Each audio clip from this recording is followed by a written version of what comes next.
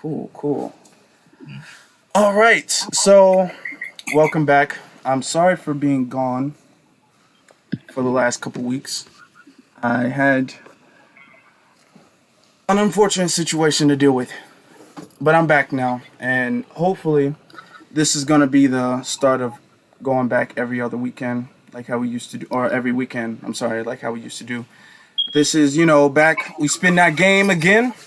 Everybody's back, and I'm gonna let my guests, even though you guys probably already recognized them because they've been here before a couple times, but I'm gonna let them introduce themselves. So, guests, if you like, Hi, I'm Anthony.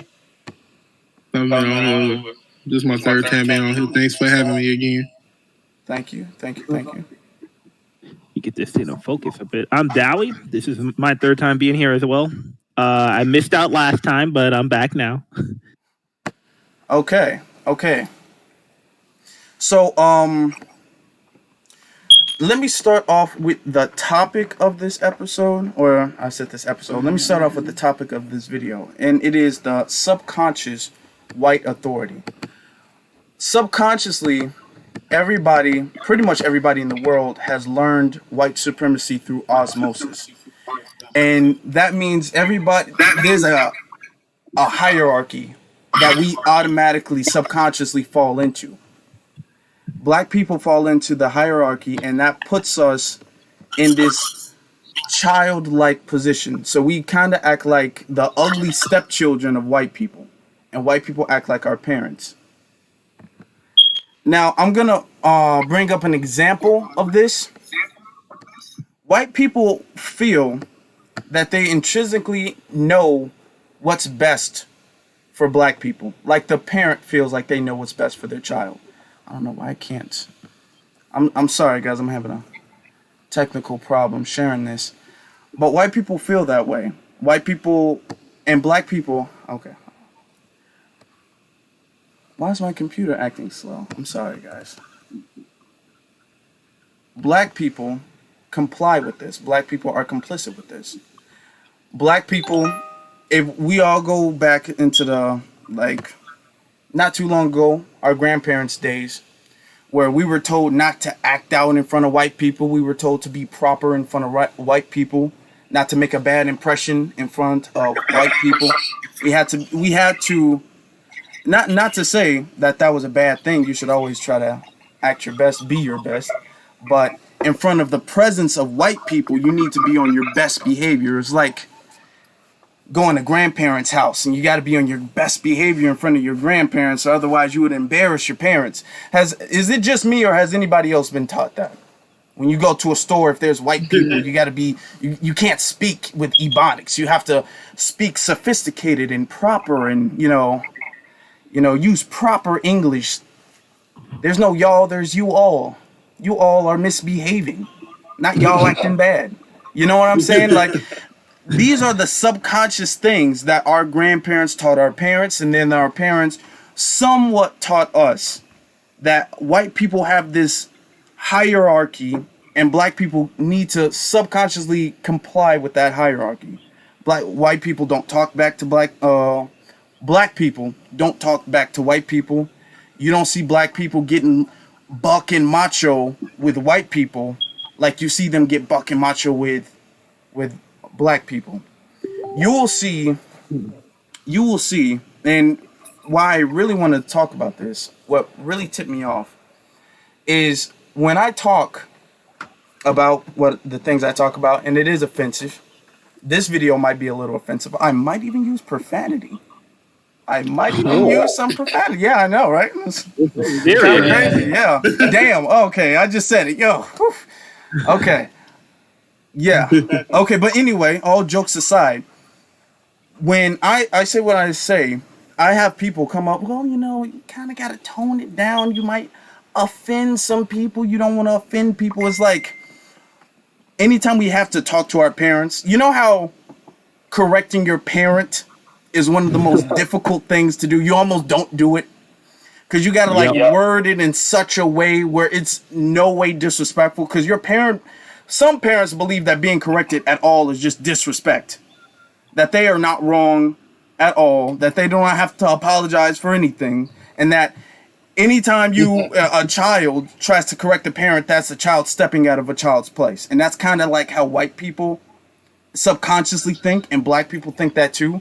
So when we talk to white people, that's the concept of, we have to explain how sad we are to you guys, and we have to word it in a way, I don't want to offend you guys, I just want you guys to understand me. It's like that ugly stepchild that just wants to be loved by their abusive step parents. So what do you two intelligent young black brothers have to say about this? Well, yeah, I'd say I definitely have to agree to like what you were talking about earlier about when you got to talk a certain way in front of white people, worded in such a way. It's ridiculous that black people are so we can't even talk our oppression in our own way without offending the majority. It's just absolutely so ridiculous. Like, this is some type of special oppression that you can't even do certain things. Like during the whole protest since the death of George Floyd and Breonna Taylor and everyone else. Oh, well, we got to protest this certain way. We don't want to piss them off or make them upset. Okay, we've been marching for the longest saying we shall overcome, and we still here. We're still here. And it's just ridiculous. And when it comes down to that subconscious white supremacist stuff, I definitely do think that's a big effect in the black community, because you're not just talking about your parents, you talk about teachers in school that, when a white administrator come around, be on your best behavior. Now, I don't care if you cuss in front of Miss Jones or Miss Blackwell, but when Mr. Hawkins come around or Mr. So you better be on your absolute best behavior for my daddy. Yeah, I mean, I just the home constitutional system as well. Yeah, because I agree 100%. Like, my parents, they never were like that, because, they were like, I mean, my parents are black, but they might as well be the stereotypical Asian parents. Like, even at home, just between my brothers, we weren't allowed to say y'all or, nothing like that.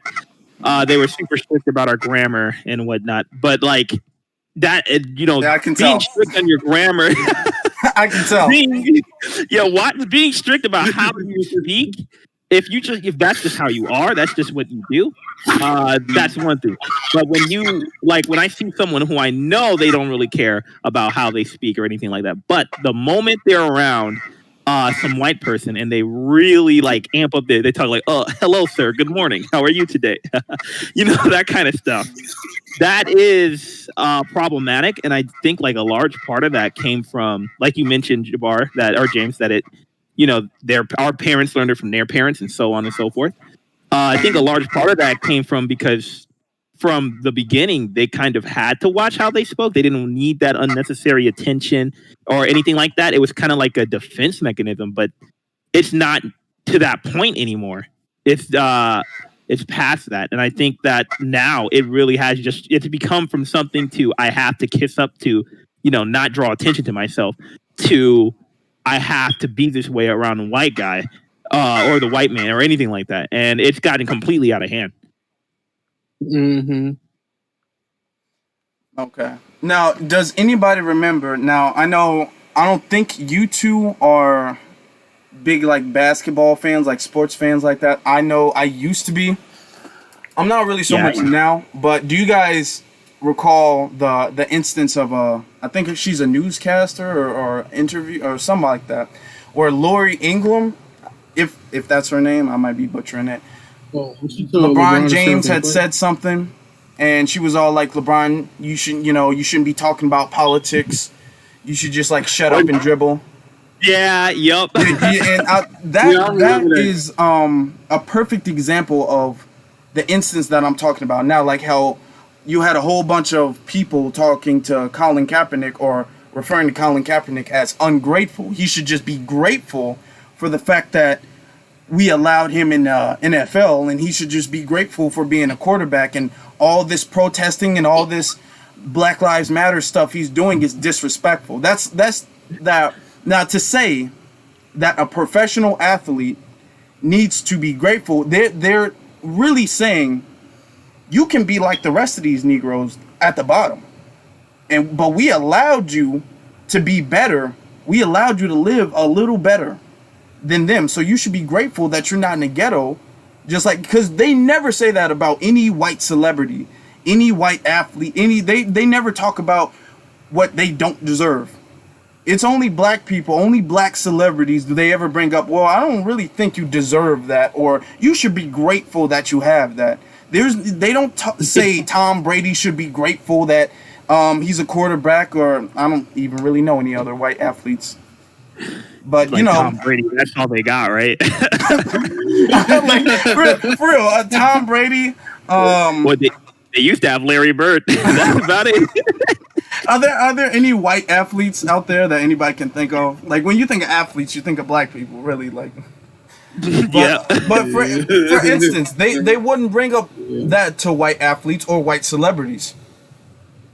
They don't talk about how white celebrities, white athletes don't deserve this. They're being too boastful about this. They don't talk like that. Let me see some of the comments here. I'm not sure what's going on technically saying. So what do you guys think about that? It stands for that plantation mindset. Where white people think they're just the masters and control everything. I mean, this is the same thing even with jobs. You get a little rinky-dink job, they hold that over your head like your white manager, your white boss. Like, oh, you should be grateful I'm giving you this opportunity.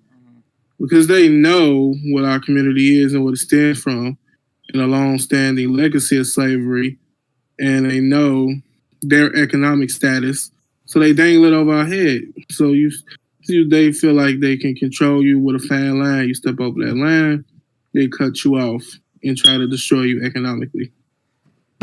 It's just that simple. I also hate that, it's been that scenario in particular. One thing that drove me nuts. I'm sure both of you guys have experienced this. When people say, because you haven't been in that field, you're not a lawyer, so you can have no opinion on law whatsoever. You're not a politician. You're not a reporter. You can have no opinion on politics or any news story whatsoever. That was a big thing right there. And sure, you see it in day-to-day interactions, right? You see a teacher might tell you, a math teacher might tell you, this is your first calculus class. You don't know shit, or something like that, But what makes that one so egregious, and all the other instances just like it, including interviews with Colin Kaepernick and especially Donald Trump's responses to Colin Kaepernick and stuff like that, it's just saying, you are the real crux of it. If you are calling to attention, you're speaking the truth about something that I don't really want you speaking the truth about. And for your average white guy, I believe with white people, your average white guy, your old redneck Joe sitting in front of his TV at every Sunday night. It's like, I just want to watch some football. I don't want to hear about politics. I believe that. For that guy, yeah, maybe. But for your middle class, your people, your Wall Street, those people, the people with real power, it's not, no, I'm just trying to watch sports. It never is. They just say that to rile up the average Joe, to get them on their side. It's, hey, man, I don't want you having an opinion unless it's my opinion. So shut your black ass up.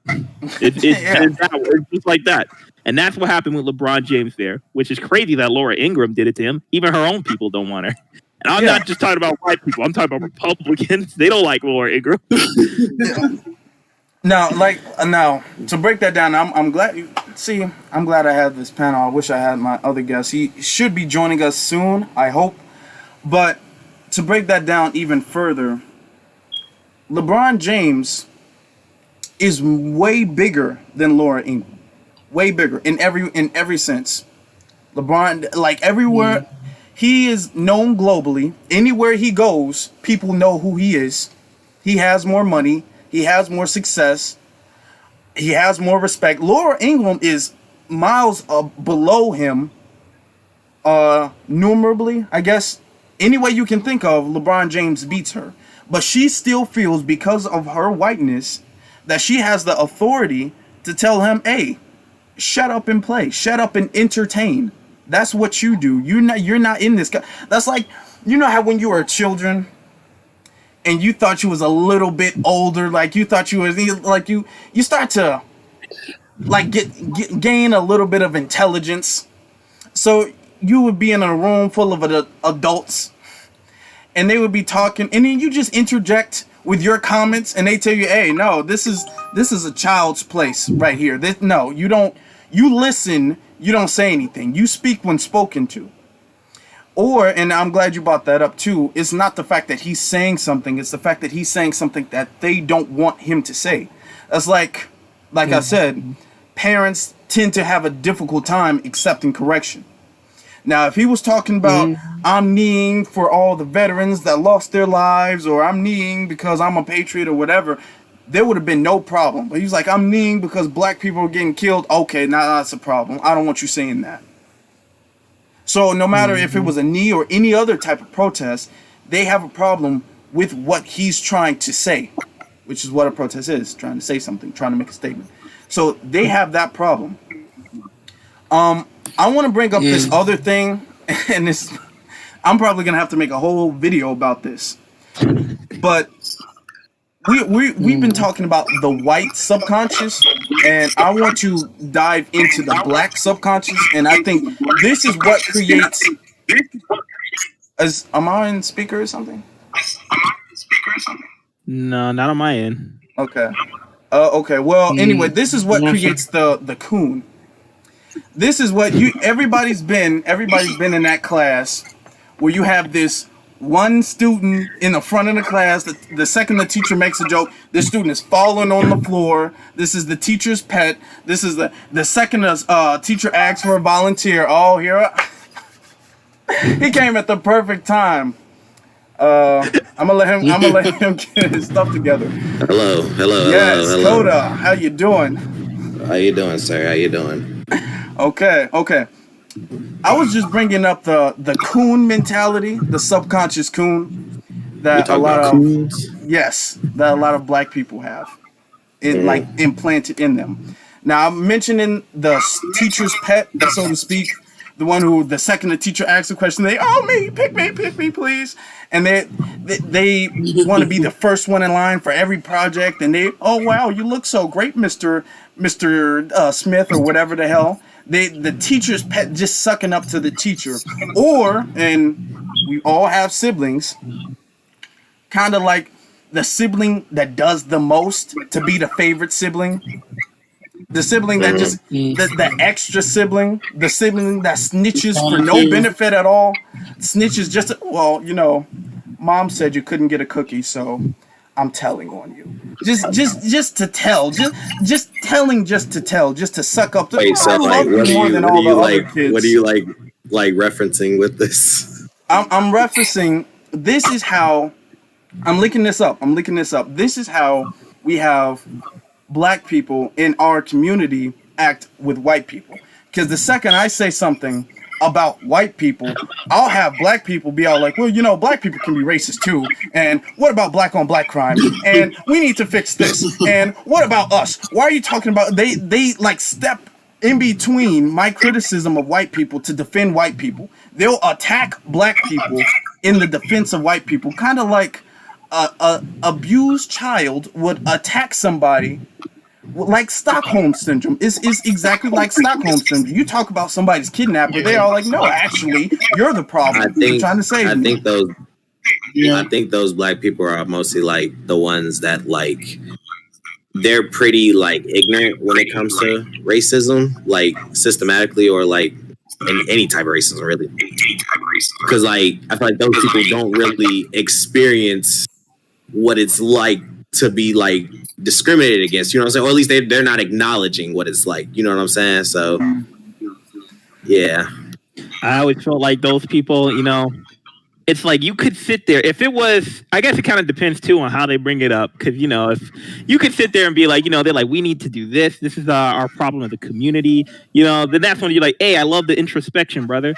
But then you say something about white people, and the first thing they say is, well, what about black on black crime? We're out there, it's a time and a place. And I don't know what it is. Like, I mean, they are coons. I'm not arguing with you. Like, that's what it is in itself. But like, I don't understand what projects it. Is it a need to defend somebody because they're being criticized, or is it? I don't get it. I really can't understand it coming from a place. You see a problem, you put it out, that's fine. But when you do it in defense of somebody who is a problem or who is causing you problems, then you're just selling out. And there's no benefit in that for anyone. Yeah, I think it definitely just comes from self-hate. They just want to be accepted so badly by the white majority. They're willing to down their own people and sell them out. It's just that simple. They coons. Like, they step in and bring up the black on black crime, which no one ever brings up white on white crime, or the fact that you're going to cause crime and harm to whatever around you. If you live in a segregated country with around your group, you're evidently going to, shit is going to happen there. It makes absolutely no sense.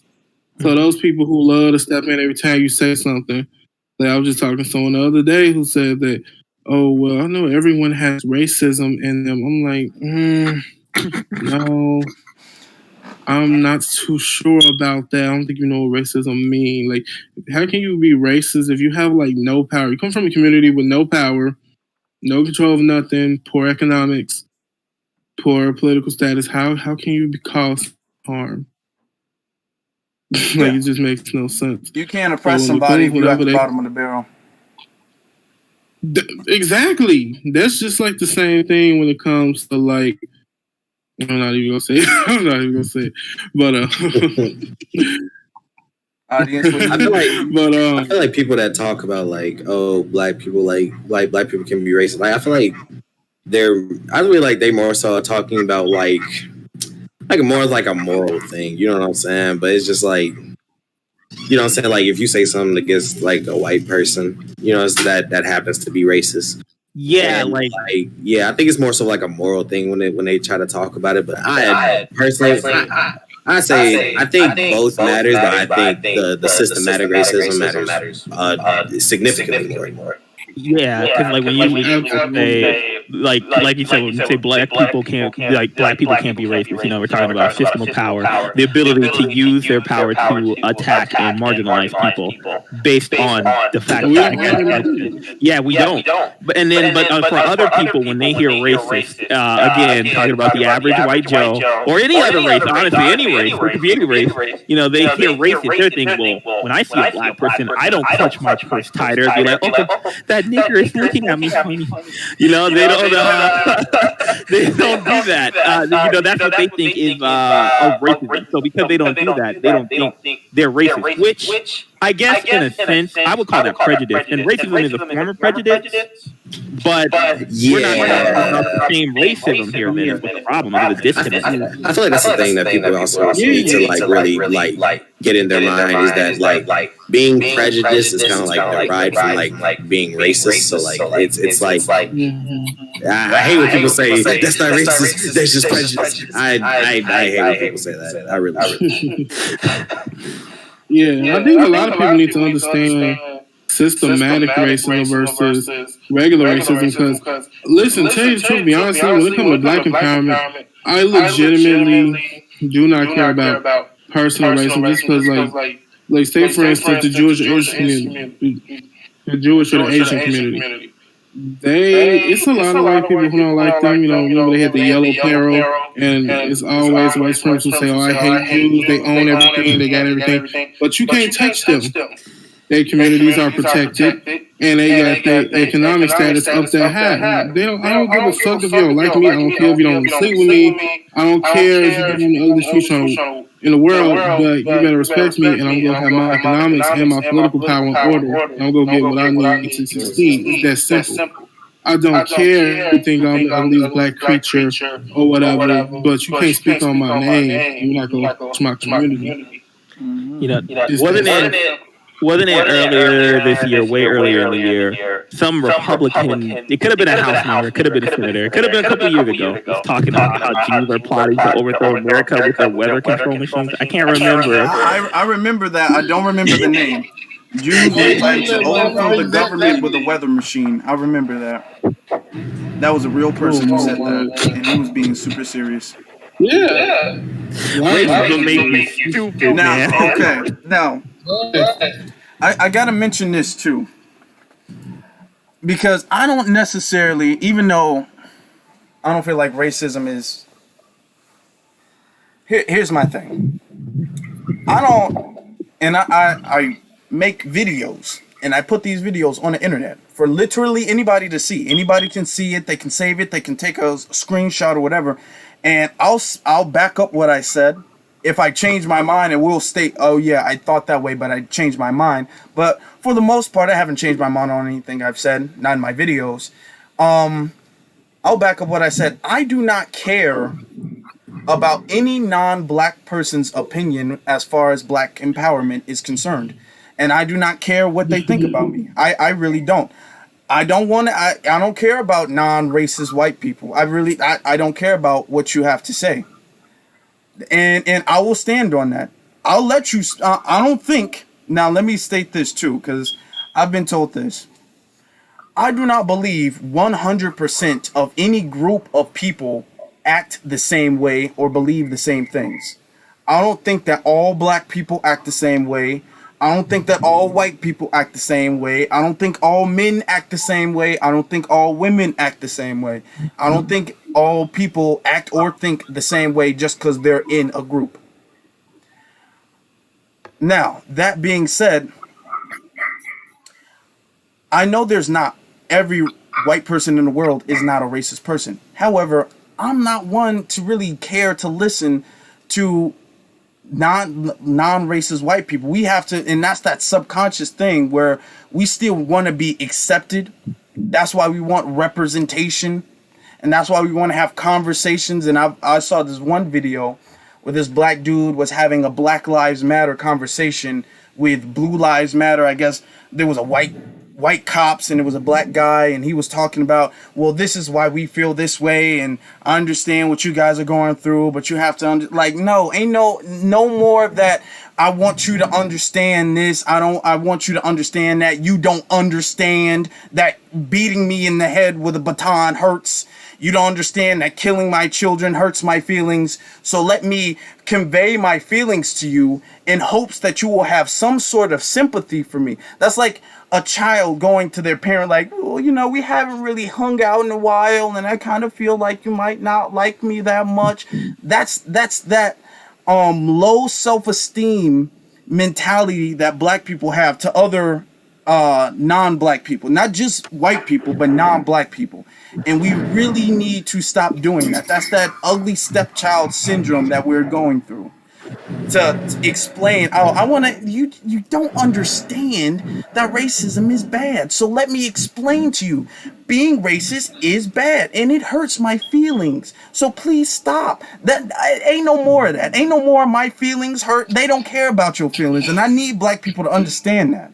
Because black people want to talk as if we're going to win over the hearts, and all of a sudden, majority of these white people who've been racist ever since their existence, pretty much, for millennia, they're going to discover religion, and they're going to be like, you know what? Actually, you guys do deserve reparations. Actually, you guys do deserve this, do deserve that. So that's what I kind of have the issue with. They don't understand, because white people are very sensitive about things that happen to them. The second the governor says, hey, I need everybody in the state to wear a mask, they're like, oh, this is oppression. You can't tell me what to do. You can't tell me to stay 6 feet and not go to a party. White people are very sensitive to anything that they feel is oppression. You got white people literally willing to kill their parents if their parents tell them to do something. This is the last time Martha tells me to get off my Xbox. I'm gonna shoot her with my dad's AK-47. This is literally what white people are very sensitive to oppression. So they know. They just listen to us, just like Hillary Clinton listened to us when I forgot her one name. She was singing about Black Lives Matter. She was in front of Hillary Clinton, and anybody watching this can Google, and she was all like, is it a gun? Is it a knife? Is it a wallet? Like what? No, we not on that no more. Okay. I gotta Google that, man. That sounds like it's gonna make me cringe so hard I'm gonna get scoliosis. And she's sitting up there just nodding her head like, that's deep. I understand. Yeah. We gotta stop that. We have to have some sort of spine. We have to, even if it's not the case, just think that they do not care. And we have to operate with the ideology that they don't care.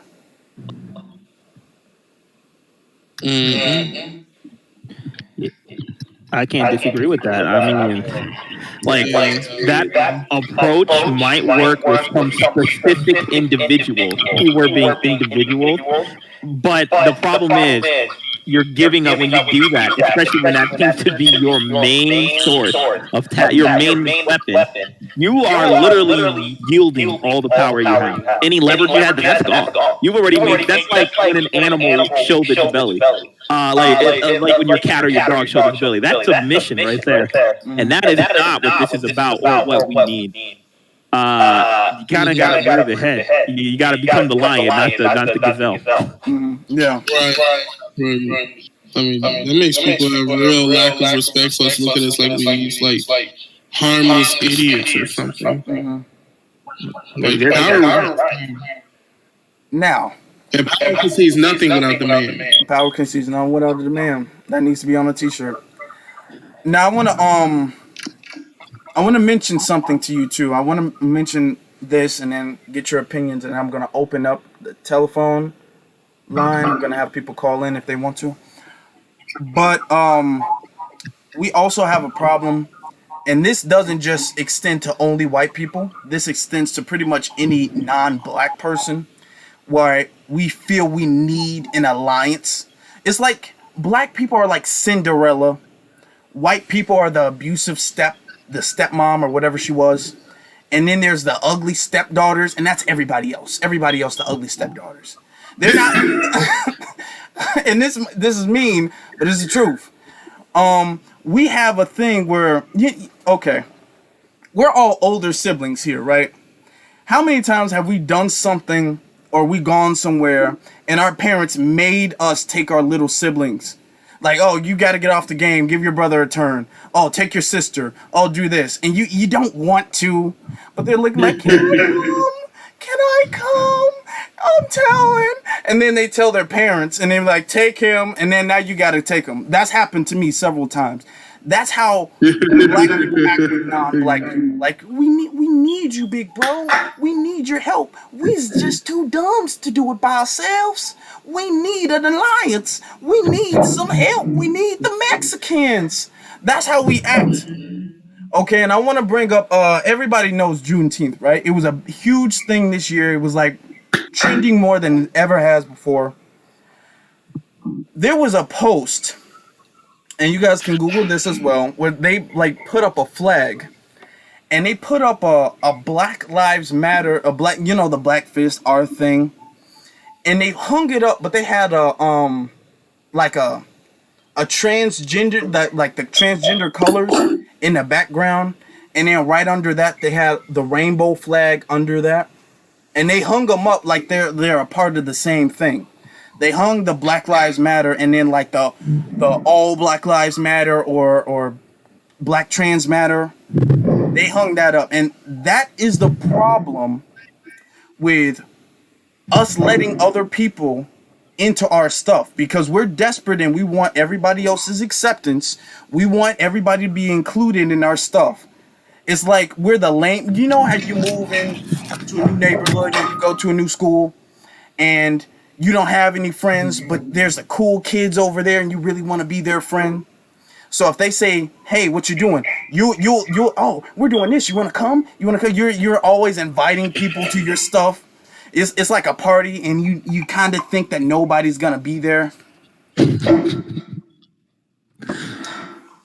You think that nobody's gonna be there at first, so now you're inviting everybody. You're inviting people you don't know. Like, please, you can bring somebody. You can bring your grandma. You can come. That's how black people act. Black people act like we can't do anything by ourselves, and we need other people.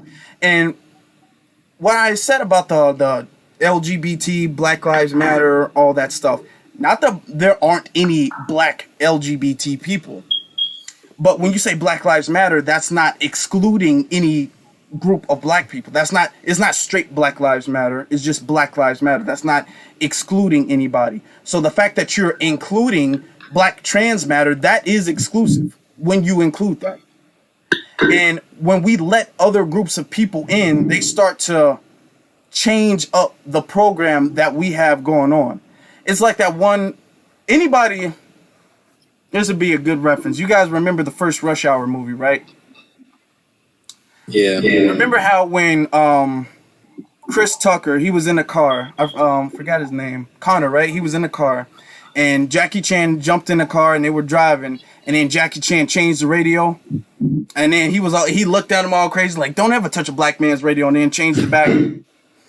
Black people, instead of not telling him don't touch the radio, black people let him come in and then let him get in the driver's seat. He changed the radio. He changed the seats. He in the rearview mirror. He adjusted. You in the back seat of your car. That's how black people act.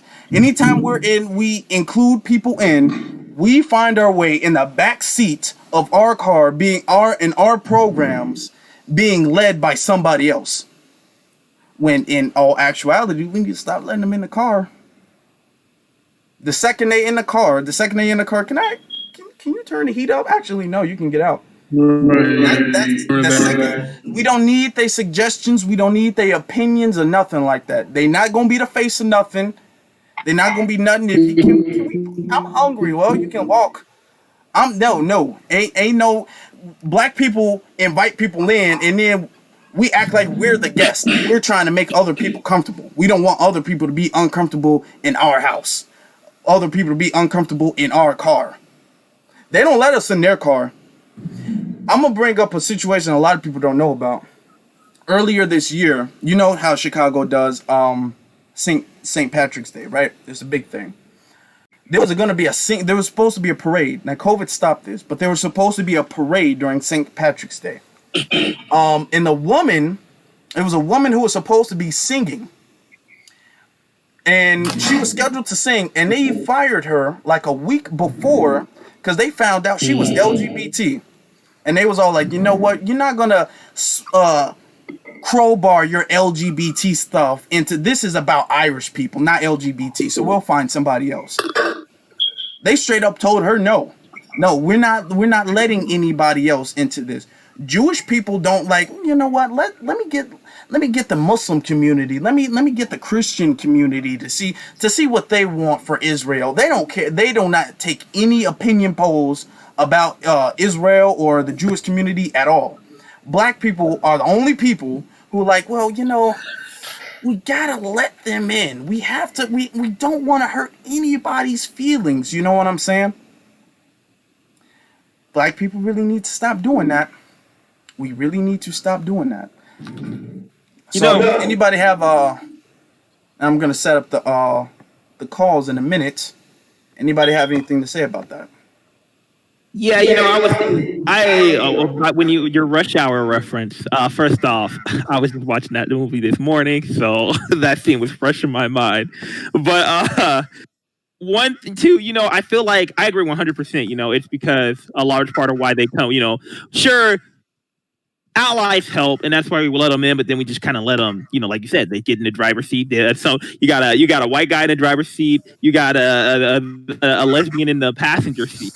We in the trunk. You know what I mean? Like, I do you. So part of that. Do you think this is more of a question? Do you guys think a part of that could be because identity politics? And it's a problem with the world, but I feel like it's majority of this problem is with the United States. That identity politics has become such an issue that it's like if LGBT come up and like, hey, we're oppressed too. We know what it's like.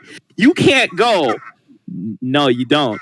it's not the same, because then you might get slapped with that label of being a homophobe. And once you get slapped with being homophobic, whatever you say, it goes in one ear and out the. It's not even going in the ear. You know what I mean? Do you think that might play a part in it too? No, I think it's just a simple fact that black people have gotten like shook because like we've been fighting white supremacy by ourselves for such a long time. I mean, look at the American history. Most like immigrants and other groups didn't come here till like after they passed all the Civil Rights Act and stuff. And right after they did all that, they did open borders, they let all the immigrants in, which is so crazy. How that way so after they made all these like laws and stuff and made affirmative action and everything. After we did all the hard work, then they all suddenly let everyone in from around the world. So I think what happened these people by ourselves, we keep getting enslaved every generation, maybe just hasn't come to fruition. Breaking up. Yeah, he is. He's breaking up real bad. I'm trying to check and see. Who was it? James Madison, Thomas Jefferson said it's white people. Oh my God! Hold on. One in the middle and black people at the bottom. And I just don't think a lot of. Do this sound better? Yeah, it's well, you sounded like a straight up cyborg robot or something like that a second ago. I'm not sure what was going on. Nothing I just said.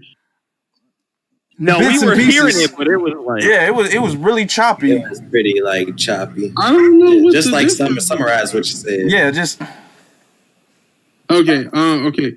Basically, back to what he was saying. I don't think it's identity politics. I just think it's the fact that black people was tired of fighting white supremacy by themselves. We've been fighting for a very long time. We keep getting re-enslaved every generation. So the idea when other immigrants came here, after we fought for everything, got all the Civil Rights Act passed and affirmative action passed, when new people came, we thought they was going to be our allies and we was going to fight white people together because, like I mentioned earlier, white people are not just, they're discriminatory against other groups, but they're able to fight back better than we are. So the thought was that we'd be all against the white people, but like Thomas Jefferson or James Madison said, it's white people at the top, everyone in the middle, and we're at the bottom, and we just don't see them. okay. Coda, you got something to say? I said it first sounded way better. Messed up. What do I think? Well, I do think that white people, I guess, like trying to get in front of like a black movement is an issue. I do think black people need to stop. I think like once, like if there's a movement that like a black group starts, that black people obviously need to be the face. As far as like, I guess I want to say like getting help from other groups. Personally, I this is what I'll say. I don't see anything wrong with that, but I feel like if you're going to get help from an outside group, that outside group needs to know like what the issue is, and they need to be on the same agenda with that issue. They need to be there to help, not necessarily to be the face. Okay. So I think because me personally, I'm kind of like a stickler for like unity, not just unity. Unity with like, other group. Unity with who? Unity. I'm in it for like unity with other groups. But let me dissect that more. Okay. I mean unity with other groups in terms of like, how do I say? I think I should give an example. I feel like if there's a black movement, right? Like a black and brown coalition type thing? Yeah. Mm-hmm. So like I think I'm sorry, my thoughts are pretty jumbled up right now. Yeah, that's pretty much all I think. I just think unity is pretty important. I don't see anything wrong with other groups trying to help. I just think that other groups need to understand what the message is, from the black people that lead these movements. I think they need to understand. I think they need to stick to that. I don't think they need to stray away from that any type of way. Yeah, I think so. I can agree with that. And now, here's my thing. Here's my thing about that. Other groups don't want black people in like that. Other groups do not accept black people like that. Okay? I don't disagree. No, listen to what I'm saying. The way black people boost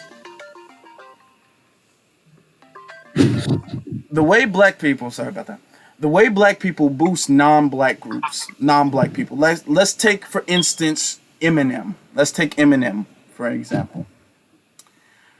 Eminem has come in, and I guess he's been allowed to think that he is some like big shot rapper or something like that. We've allowed, now rap is our thing. Rap is black people's thing. We've allowed him to come in. We've allowed non-black people to come in. Tekashi 6ix9ine saying the N-word like it's no problem at all. Now, black people don't get to make Mexican music and then sell it to Mexicans. They would not accept that at all. Even in the South, black people can't make country music. We're told that, hey, that's not country. If you guys remember, what's that one song? Old Town Road.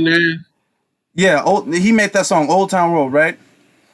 That at first they was not letting that on the country billboards. It was like, yeah, that's not country. Until he added Billy Ray Cyrus to that, and then he was able to get that on the country billboards. They do not allow us in certain places. Black people allow non-black people in any place they want to be in. I don't have a problem with I don't have a problem with non-black people. There's non-black people who subscribe to this channel who's told me they agree with what I'm saying and everything. I don't have a problem with them necessarily, but they have a place. They have a place, and black people do not know how to keep non-black people in their place. The second a non-black person comes and says, you know what, I support you guys, black people just melt, and we have this messiah complex, like, oh my God, somebody understands. Somebody, they finally get it. They're gonna save it. And black people black people need to stop that. And the reason, another issue with coalition, so to speak, is the fact that you can't successfully have a coalition unless you have some way of punishing people for breaking the coalition. Black people have no way of punishing anybody for breaking the coalition. Too many black people have this concept of we need them and we can't do it without them. Nobody else really feels like that. You didn't have the LGBT community say we need straight people and we can't do it without straight people. You didn't have the Jewish community say we need Christians and we can't do it without Christians. But you'll have black people say we need white people and we just can't do it without white people. And that's why we're in this situation, because like you said, power concedes nothing without a demand. You're not demanding anything. You're asking for help. You're asking for help for people who are more powerful than you, who the second they get in the car, they're going to start changing the direction that you're going in. It's not going to be black. It's going to be black and brown. Then it's going to be brown and brown. And then next thing you know, you're fighting for the immigrants in cages, and you're fighting for DACA, but you're not fighting for the people locked up. Now, one of the issues that I do have with like the black and brown coalition is I hear a lot of black people talking about that. I do not hear a lot of Mexicans talk about that at all, period. I don't. First off, black people are treated like utter shit in Mexico, and all Mexicans know that. All of them know that. They don't say a damn thing. In California, there's a whole lot of Mexican gangs who just randomly walk up to black people and just start attacking them. They're racist as hell out there. They was killing black people for no reason at all this year in Chicago and Little Village. Okay? When you hear them talk about the kids locked up in cages, do you ever hear them talk about the black people who are falsely incarcerated? You don't ever hear them talk about any other body else's issues except theirs. But when it's our turn, they like to, well, us too. Remember, we're in this together. You know, You don't hear when you heard the Asians get upset that Donald Trump was all like, he called this what, the Chinese virus or whatever, and Kung flu or whatnot, and he was all, hey, you can't say that against us. That's gonna put a bad rep on our name. They weren't saying that about Ebola. They weren't saying you can't call a disease Ebola because that's gonna put a bad name on Africans. That's gonna make Africa look bad. They didn't say that. They didn't care. So when it comes to us, we have this mentality where we have to throw this cape on for other people because we desperately want to be accepted by them. We don't want to be rejected by our older abusive siblings. So we throw the cape on for these other people, and they're like, thanks, niggers. But besides that, they don't help. and I was feeling bad for dropping the hard N word.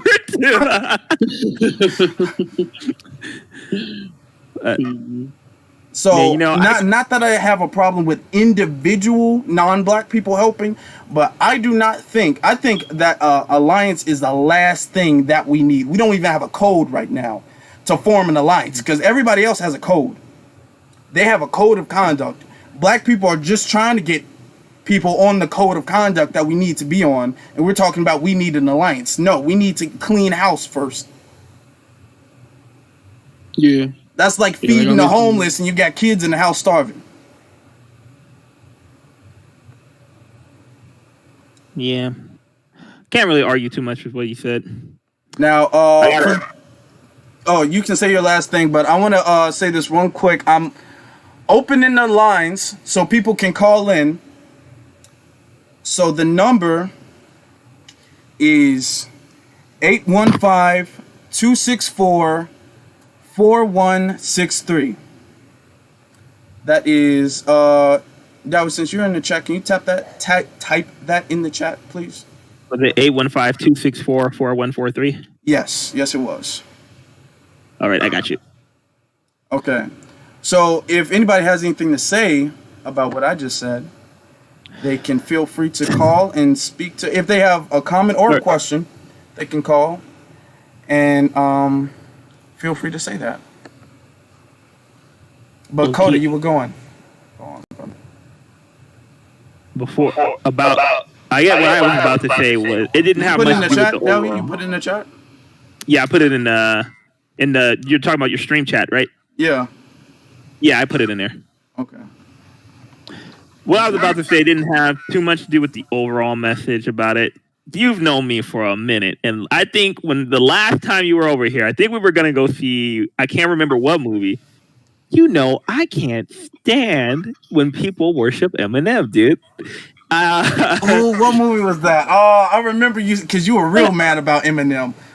What movie was that? I forgot. Okay. Yeah, I can't remember, but it might have been. No, it was Dragon Ball Z Broly. It was Dragon Ball Z. Oh, that was a great movie. That was. But I've always felt like, don't get me wrong. I don't think, as far as like his lyrical skills, Eminem used to be pretty good. I never, I give him his props, okay, but I never felt like he was amazing. People say he was the king of rap from the early 2000s to the mid 2000s. That's what they was calling him. I didn't really listen to rap like that back then. I was always more of a rock and roll kid during those years. I mean, I was like a teenager, so don't have an opinion on that. But I remember when he came out, what was it, Kill Shot, and then Godzilla and all that other stuff. Everyone else, I'm not gonna lie, there was a couple bangers on there, but everyone else was talking about how great those albums and that single was, how good it was, all that that trash and stuff. But I feel like Eminem hit the problem that a lot of white rappers seem to have. Because the number I just put it in the chat. I don't know why it's not coming up in the chat. I put it in there. It's like nobody's seen it. I'm sorry for interrupting, but the number is 815-264-4163. Okay. Let's take our first caller real quick. Yes, hello, you're it says microphone muted. Let me unmute you real quick. How you doing? What's your name? Where you calling from? You're on live. How you doing? Come on, man. This Shaq, man, aka Shaquille James, aka Shondell Hold G. on, hold on. Can you guys hear him? You got me? No. Nope. You guys can't hear him. Hold on. Let me because I want I my think guest to hear You gotta you. turn me up. it's. I think it's because we're in Discord, so we can't hear him. But if I let me You don't switch to turn the me stream down, you and see turn what me up, happens. man. I know I speak that black to the black, man. Okay. Unconscious with unconscious. Hold on, real quick. Make sure I got you on the tablet, so I make sure I can hear myself. Can you guys hear him at all? Y'all hear me now? I gotta make sure I can hear myself. I don't hear myself, man. Guys, can you guys hear him? No. I'm tapped in. I'm through the right. Uh, I can hear you. And it's say something again. You, Yeah, it's you're coming up. I'm sorry. I don't know. you. I thought you coming up on the audio, but what do you have to say, brother? Um, I really want to talk about the cold, man. Like I'm big on the cold. Okay. Like No. which I was just talking about that cold. The last thing I was talking about the cold. That's you. Yeah, the code. The code is very important. You're definitely right about that. Black people need Like to get that. It's like literally life or death. like right now, this I feel like this the most important time to be on code. Like while people got money, while people got different things going on, different projects and different avenues of black this, black that. Nah, we gotta bring that together, man. Definitely. It's really that simple. Like you gotta bring it together, but it's easier said than done because black people know how to fuck up shit. They know how to fuck up the money. They know how to fuck up a business. They know how to mess up. You know what I'm saying? The unity. Like that's all we missing is that unity. Like it's not no unity still. We still killing each other. We still sending boys to the grave and to the jail cell. Mama still single with 2 jobs and struggling. And still daddies killing daddies. You know what I'm saying? It's like an ongoing cycle. Hold on. For a second. I'm gonna put you on my actual cell phone because for some reason, the audience is saying they can't hear you. I thought it was the just the guest, but the audience is saying they can't hear you. I can hear you clearly, and I hate to ask you to repeat yourself, but I'm gonna have to. Nah, nah, it's gonna be the same script. I This ain't is the nah, look at this. this is the You want first me time, to you and want me to I turn the cell apologize down? for this, guys. This is the first time I'm actually doing this. I can hear him, so I don't understand how you guys are having an issue hearing him.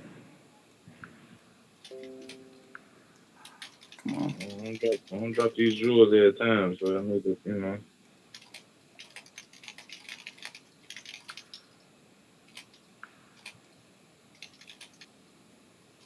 Okay. All right, here we go.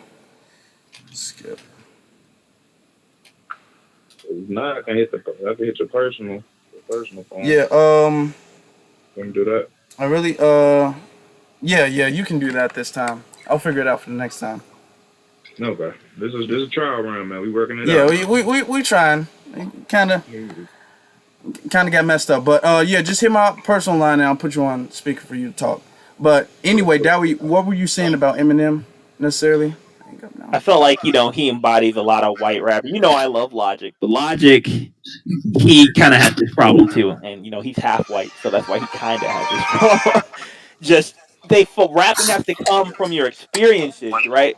And Mhm. what usually hit, I don't know why this is. I don't know if you guys notice this too, but why is it that white people they fawn over the rappers who know black experiences almost as much as black people do? Have you ever noticed that? Well, Like, and because I want to. Uh, Eminem. Oh, is that the caller? yeah. Can you hear? All right.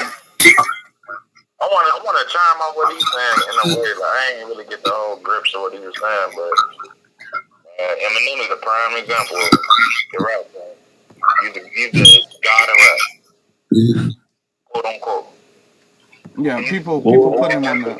that's what he a wordsmith. Like he's not even like the culture. He like the culture of Detroit. So he's not like the culture of blacks. Like he looked up to black rappers. He got his style from black rappers because it was only black rappers in hip hop. So Mhm. once he studied all the the Rock Kims and KRS Ones and everybody's before him, he became Eminem. Like, that's simple. And It was Dre that put him on too. exactly. Once again, it's a black dude that put a white dude on, and this nigga took off, and the white dude took off. I'm not gonna say Dr. Dre didn't capitalize. He became the first black millionaire in hip hop. So he played his part. He don't have to make music no more, which he's not doing. So it was beneficial for him, but he didn't make a black goat. He made a white goat. Yep. You know what I'm saying? Like, maybe Tupac in a way, like, you can kind of throw them in there, but they was beefing. They was at each other's heads. That was supposed to be his black goat, I feel like. Dr. Dre and Tupac was supposed to be, you feel me? Like, that was supposed to be he is the GOAT. Tupac is the GOAT. But, you know, there's more negativity based on Tupac's name than Eminem, and they both controversial in a way. But Eminem he get blessed for being controversial. We get killed for being controversial. That's the difference. Yeah. We get locked up. This nigga go to the rehab center. He made an album called Rehab. That's another good point that I would like to bring up. Is the second chance thing, and I'm probably gonna bring this up in another video. White people get second chances in society. Black people do not get it. Cause Eminem fell off heavy, but he was able to come back. Eminem was able to fall off and come back, and fans still gravitate to him. That's not, black people ain't able to come back like that. Like, for a perfect example, does anybody remember Miley Cyrus when she had her hair shaved or whatever, and she was twerking and acting crazy and rapping and all that stuff? I'm Molly and I pop Molly's. You know what I'm saying? She was doing her thing, and then now she's this married, sophisticated white. Black women can't do that.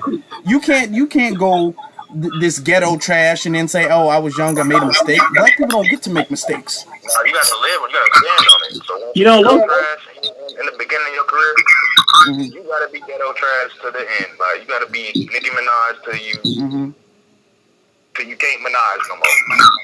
Yeah. Ain't no change. Yeah. She tried to go pop, came back to hip hop. Tried to go this direction singing, came back to hip hop, because the white people not gonna accept you like how black people gonna accept you, because hip hop is our culture. That's us. But we let the white men take it. Like, we could have owned this, but they found a way to bring hip hop back in the 80s. Well, we just benefiting off what we could benefit off of, but ain't no record label. Is it one? Let me know. So I can time. and you know, I think too, what really hurt hip hop for us is that now a lot of the days, and this is a problem with everybody who gets into it. No matter, it's just about the money. You know, it's a quick way to make money. You can just go to SoundCloud, you can get on YouTube, you can get on Spotify, just spam your songs, get your name. It can be crap as long as it's got a decent beat. You can say whatever you want, however you want. People will get it.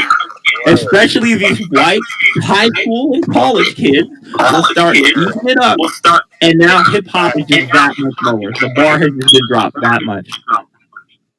Facts, big facts.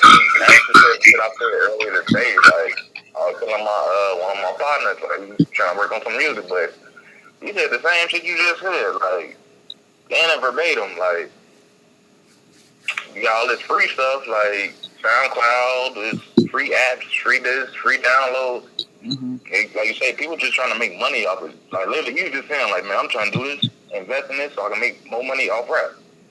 Like, you know, he ain't gonna get big, but he wanna make money off rap. And that's what the rap game came to. That's why it's not beneficial to be a rapper. For like, it is if you good and you know what you're doing and this and that, and you got a whole fucking city, state behind you.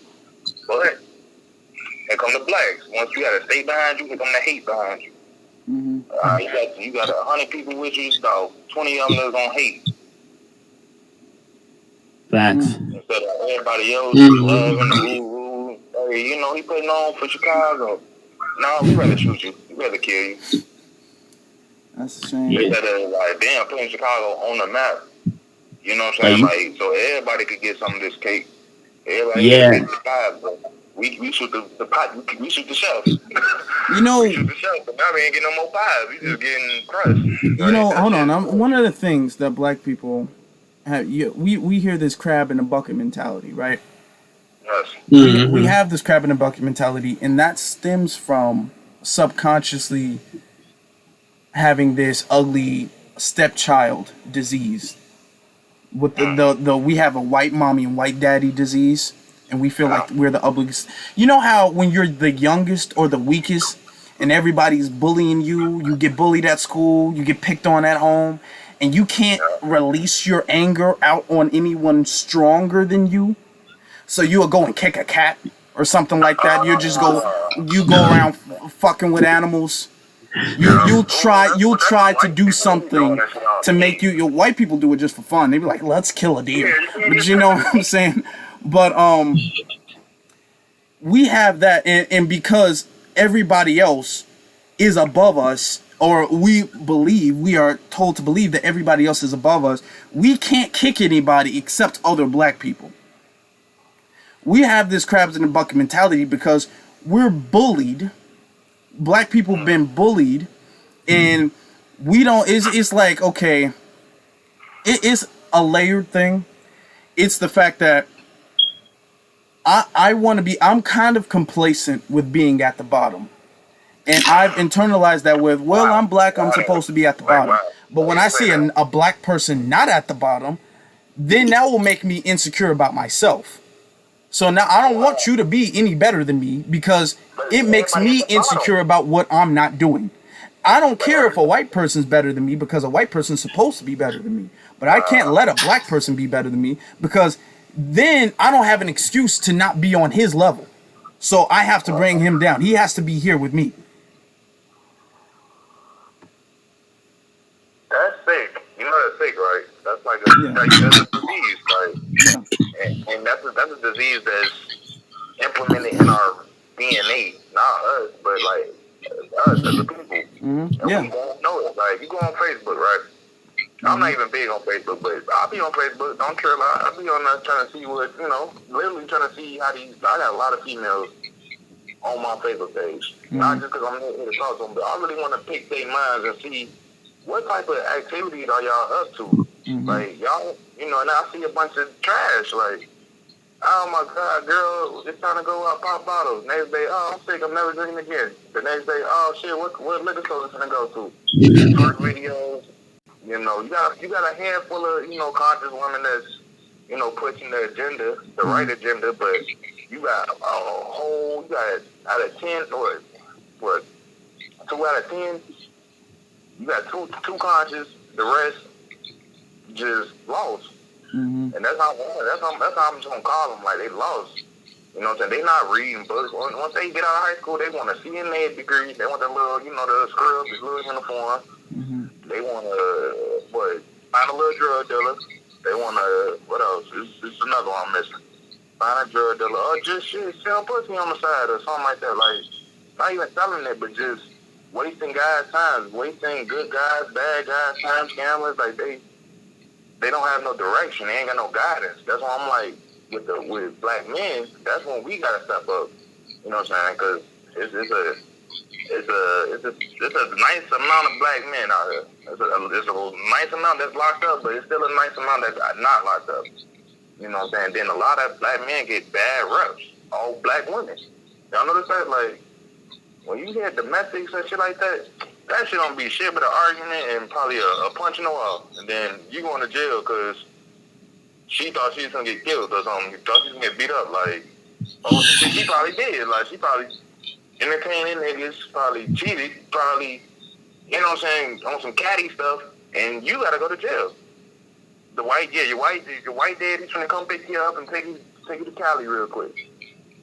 All because a black woman can't conform or just, you know what I'm saying, not even be submissive. I ain't even talking no romantic shit. I'm talking about, submissive is not even completely romantic. A submissive person is a nice follower that's meant to be for a woman. Like, you want to follow your man and you want to, we ain't finna, even if you call that motherfucker police, say anything, You know what I'm saying? Like, we can work it out, but women, they got power now. They got power. They got money. Shit, they got a vice president now. What you gonna tell a black woman now?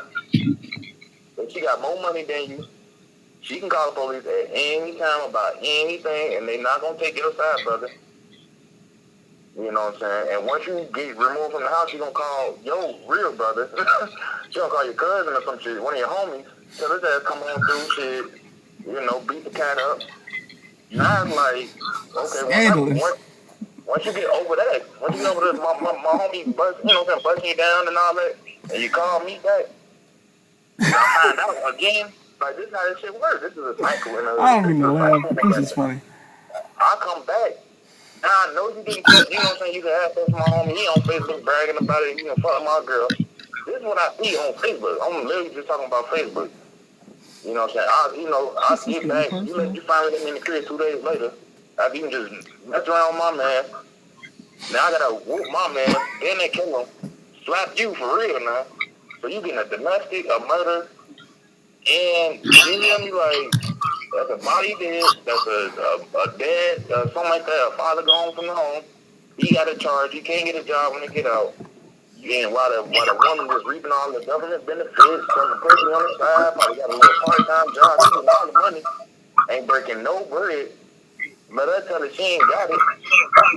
But she gonna give it to the next man. That's another man in the mix. That's 3 dudes that just being, you know what I'm saying? She's all for one girl. Instead of like 3 different dudes going for 3 different girls and taming their ass. Like, not taming them like controlling them, but taming them like leading, right? You feel me? Like, learn this shit. Learn this. I'm gonna let you get your like final statement, like 20-second closing, because I'm trying to wrap it up. I've had these brothers for here over an hour. The code is everything, man. Everybody got to come to a unity endpoint or start. Like, unity is everything, because we got everything. We got the resources. We got social media. We got black people galore. You know, so we got to bring it all together in one tone, one push a little button, and, you know, everything else, you know, it's going to fall into play. We're going to get the black dollar and our own currency, and it's a wrap. That's it. Yes, sir. Yes, sir. So, y'all, you know, I'm going to tune back in and, you know, listen to y'all guys talking, you know, make sense of this nonsense. But, yeah, I appreciate you letting me call in and talk my little bullshit, man. Well, anytime, man. Next time we having callers, I hope you call back. For sure. Y'all, you know, y'all be smooth, and y'all stay blessed, less stress. All right. Stay blessed. Always. Does anybody want to make a I'm just reading this real quick. Anybody want to make a comment on what he had to say? He was speaking the truth, man. You know, you got like you know, drama. I'm not. You know what they say though? It's like your skinfolk ain't your kinfolk, man. Just because you black, you can't just trust anybody. I mean, I can't talk how many times I can't even count how many times I've seen people. You know, it's the worst part is sometimes the people who take you down when you start seeing success are the people who came up with you. That's the worst part. That's when it really hurts. So that's a mess, and I don't even know where to begin with that one. Yeah. All skin folk, not kin folk. Code, are you still there? Yes, I'm here. I'm listening. Okay. Well, I'm gonna wrap things up because I kind of wanted this to be about an hour, a little ahead. I wish the calls would have went better. I'm not sure why people couldn't hear. I gotta fix that later. But I'm gonna let you guys have let me just state this. The reason I have this is because I see black people who, in their heart, they want black empowerment, but they still have this ugly stepchild subconscious where they still subconsciously view white people as the parent, and you're not supposed to go above the parent. So what their vision of black empowerment is through the permission of white people. Is through the acceptance of white people. And that has to stop, because that's what messed us up in the civil rights generation, where we wanted to go to their schools and their stores and their businesses, and we wanted to live in their neighborhoods, Instead of building and strengthening what we have, we wanted to be around them. And that's kind of what we have now. So when we have a conversation, we invite, well, okay, well, what about the Latinos? Well, what about the Asians? What about the LGBT? What about the, whoa. This is a black first, black exclusive conversation. We can have exclusive conversations without being shamed for it, because we shame ourselves for that's like keeping a lie to our parents. You feel guilty when you lie to your parents a little bit. Some of you don't at all, but some people, I feel like a lot of people have some type of guilt when they lie to their parents. That's what black people have when we don't include other people in our business. Like, I can't not tell you that we got to get rid of that feeling. So that's the whole purpose of this video, because I see it all the time. I see a whole lot of the sickness that we have, where we comply with this hierarchy, this ethnic hierarchy that we're in. So I'm gonna let you brothers have your closing statements, and then shout out to any social media that you would like our audience to follow you on.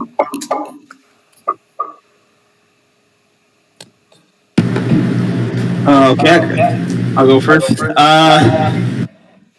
Yeah, I agree. You know, it's the Stockholm syndrome is real. And we're at a point where I usually hate saying this, but in this particular instance, I'll allow it. I'll even say it myself. We're at a point where we need to stop asking for permission, and honestly, we don't need to ask for forgiveness either. We're at that point now. We're at this point. It's like you mentioned. It's like with your parents, you know. But we can't be so concerned because these people aren't our parents. They're at the best. You might find some that are your peers. But most often, you will find some, honestly, because of their thought patterns, because of their beliefs, they're beneath you. They're not worth your time in that sense. You know what I mean? The only reason you gotta deal with them is because this society, this world, you can't avoid it. You have to. It's not about. Sure, some of them you can shake their hands, but some of them you just gotta beat over the head. Not literally. Well, some of them maybe literally, but. This problem we have is what's holding. It's just one of the many things that are holding us back. Actually, it's one of the biggest things that's holding us back. Because I think, like how your brother Shondell mentioned, you know, we need a code.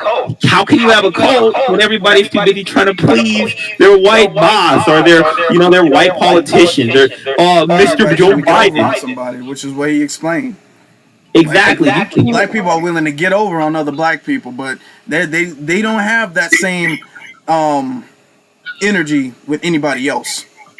Yeah, exactly. You can't just expect better. You can't just expect better out of your oppressors. You gotta expect better out of yourself. That's the only way you're gonna achieve what you want. You gotta make them be better by improving yourself to the point you don't need them. Because once they see you don't need them, they're gonna see that they can't just take from you. They gotta barter with you. So we gotta get over this white daddy complex that we have right now. No more white savior BS. None of that. Yeah. I got any social media you wanna shout out, Dowie? Oh yeah, follow me on Twitter. In the chat, but just for the people watching live. Okay, yeah, shout out. Follow me on Twitter at Spekkun, SPEKKUN. I'm not gonna lie, most of the stuff I'm tweeting out there right now is usually just.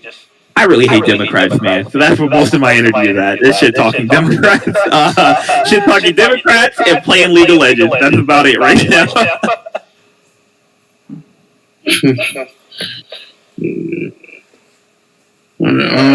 My closing statement, I do think definitely that black people need to realize that we can accomplish so much more, but we just got over our differences and came together.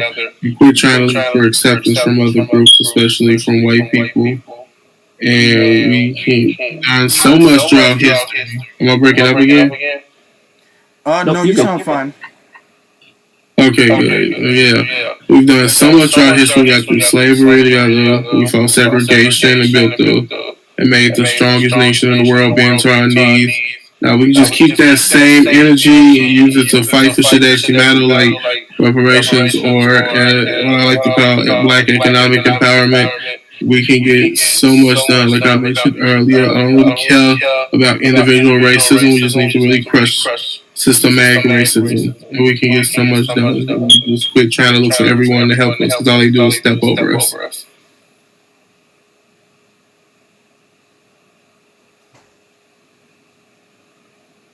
Is my go? Yeah. Hold on for yo, but I'll be right back. So go.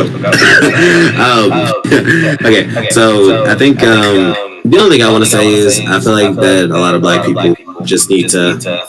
They really need to do what they like. You need to do what you need to do in order to come up. I feel like a lot of us need to start banding together, starting our own businesses, for example. Like, I feel like a lot of Black people are really focused on like chasing this little bag. You feel me? We need to start chasing the big bags. We need to start getting up there. You know what I'm saying? Like people, I was talking to my friend the other day. He was like, I just got promoted at McDonald's. Now he a manager.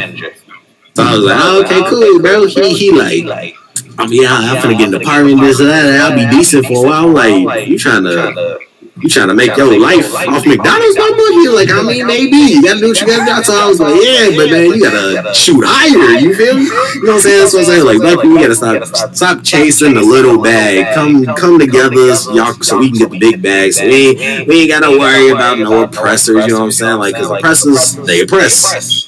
Black people need to get to a point where oppressors don't really affect, you know what I'm saying? Like, we need to get to a point where white people, you know what I'm saying, whatever they do don't really affect us. So I encourage everybody to like go out there, become entrepreneurs, even if you're not like the entrepreneur type, meet somebody that's an entrepreneur type, you know, come up with them. You know what I'm saying? Like if one person comes up, come back to the community, help other people get up. You know what I'm saying? Help other people get to where you are once you make it. So that's all I gotta say. I don't want to shut out my social media reasons. That's fine. Yeah. That's perfectly fine. That's why I asked if you guys wanted me to before I put them in the description. I have you guys, but I don't want to just add you guys and then next thing you know, you got your phone blown up and you got to argue with people. So I didn't want to do that to you guys. Hey, I'm on Twitter arguing all day. I'm ready for it. I love the smoke. I'm ready for it all the time. So yeah, at me if you have a problem, but everybody ain't like that. Everybody ain't got time to do all that. So that's true. So thank you to each one of my guests. Thank you to the audience. Thank you to the caller that called in. Thank you everybody. I feel like day by day with these videos, and I know I've been gone, I'm gonna try to do one every week like how I was doing before, but I feel like day by day we are getting better, we are getting more knowledgeable, and we're getting stronger.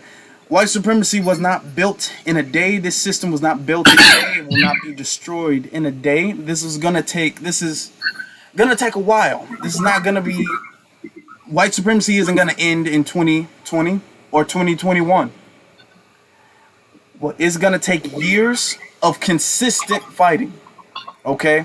It's gonna take years of consistently being on code to where it's subconscious in our mind, to where being off code kind of throws us off a little bit.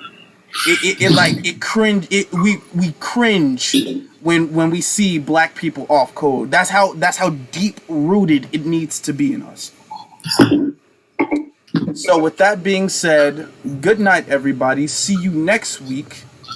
And Black First.